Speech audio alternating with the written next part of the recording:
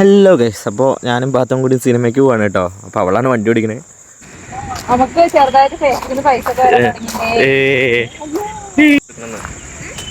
Hello guys, നമ്മളിപ്പോൾ എവിടെയാണ് പാത്തു? ലാഡറൊക്കെ എന്തിനു വന്നു?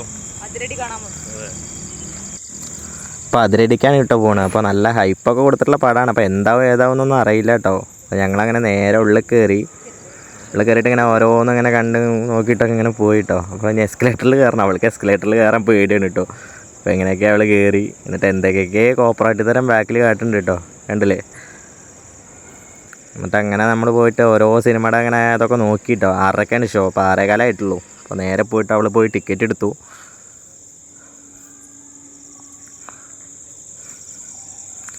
അപ്പോൾ അങ്ങനെ ടിക്കറ്റൊക്കെ കൈ കിട്ടിയപ്പോൾ നമ്മൾ നേരെ പോവുകയാണ്. സ്ക്രീൻ 2ലാണ് കേട്ടോ ഷോ.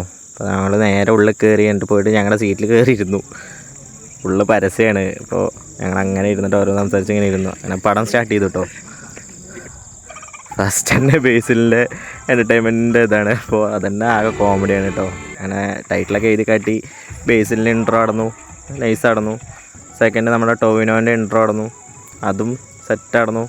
കഥ ഫസ്റ്റ് ഹാഫ് എന്താ പറയുകയെന്ന് വെച്ച് കഴിഞ്ഞാൽ ഒരു രക്ഷയില്ല, ലാഗോ കാര്യങ്ങളോ ഒന്നുമില്ല. നിങ്ങൾക്ക് ധൈര്യമായിട്ട് പോയി കാണാം. ടോവിനോനെ എങ്ങനെയൊക്കെ മാസാക്കാൻ പറ്റും അങ്ങനെയൊക്കെ ഡയറക്ടർ മാസാക്കി വെച്ചിട്ടുണ്ട്. അങ്ങനെ നമ്മുടെ ഫസ്റ്റ് ഹാഫ് അങ്ങനെ കഴിഞ്ഞു. ഒരു രക്ഷയില്ലാത്ത ഫസ്റ്റ് ഹാഫ് നടന്നു കേട്ടോ. ഒരു ലാഗോ കാര്യങ്ങളോ ഒന്നുമില്ലാത്ത ഫസ്റ്റ് ഹാഫ് നടന്നു കേട്ടോ. അപ്പോൾ നമ്മൾ നേരെ കഴിക്കാൻ വേണ്ടി പോവാണ് കേട്ടോ. അപ്പോൾ എന്തെങ്കിലും കഴിക്കണ്ടോ, വിശന്നിട്ട് വയ്യ. ഫസ്റ്റ് ഹാഫ് ആയിട്ടുണ്ട്. ആരാ തകർത്ത? ടോവിനോ ഓർ ബേസിൽ? ടോവിനോ ഇഷ്ടായി. അപ്പോൾ കൗണ്ടറിൽ നല്ല തിരക്കാണ്. അത് പോയിട്ട് എന്തെങ്കിലും വാങ്ങാൻ വെച്ചിട്ടായിരുന്നു കേട്ടോ. അപ്പോൾ നമ്മൾ പോയിട്ട് വാങ്ങി എന്തെങ്കിലും വാങ്ങി കൊടുക്കണ്ടേ.